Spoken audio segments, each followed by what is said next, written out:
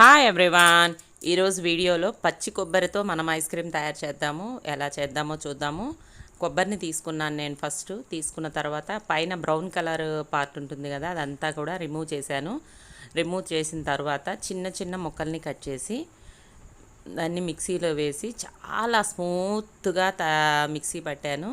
కొంచెం వాటర్ పోసేసి చిన్న చిన్న ముక్కలు లేకుండా చాలా స్మూత్గా మిక్సీ చేసి ఆ మిక్సీ జార్ని నేను పక్కన పెట్టేశాను. తర్వాత ఒక బౌల్లో పాలు తీసుకున్నాను.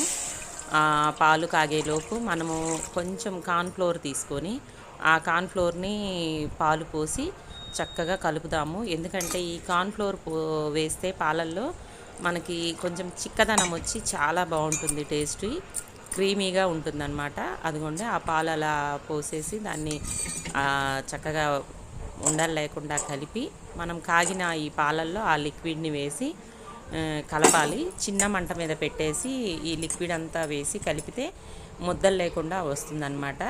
అలా చిన్న మంట మీద ఒక 2-3 మినిట్స్ అలా కాగిన తరువాత మనము ఎన్ని ముక్కలు అయితే తీసుకుంటామో, కొబ్బరి ముక్కలు 1 కప్పు తీసుకున్నాను నేను, దానికి 1/2 కప్పు షుగర్ అయితే సరిపోతుందన్నమాట. ఆ షుగర్ కూడా దాంట్లో వేసి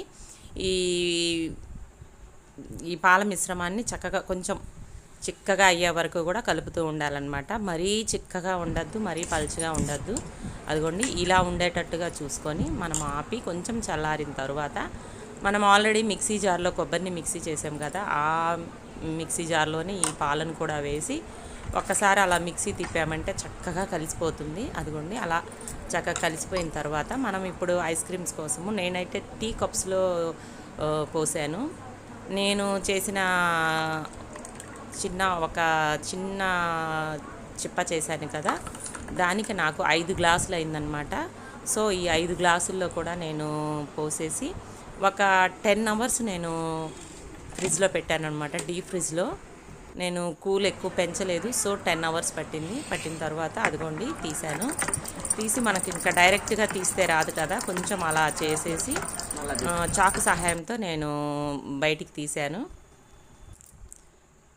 చిన్నగా పీసెస్ కట్ చేశాను అనమాట. కట్ చేసి మేమైతే తిన్నాము. చాలా బాగుందండి, చాలా టేస్ట్గా ఉంది. మీరు కూడా ట్రై చేయండి. ట్రై చేసి ఎలా వచ్చింది అనేది ఖచ్చితంగా నాకు కామెంట్ బాక్స్లో తెలియజేయండి. వీడియో నచ్చినట్టయితే లైక్ చేయడం మాత్రం మర్చిపోవద్దు. Thank you for watching.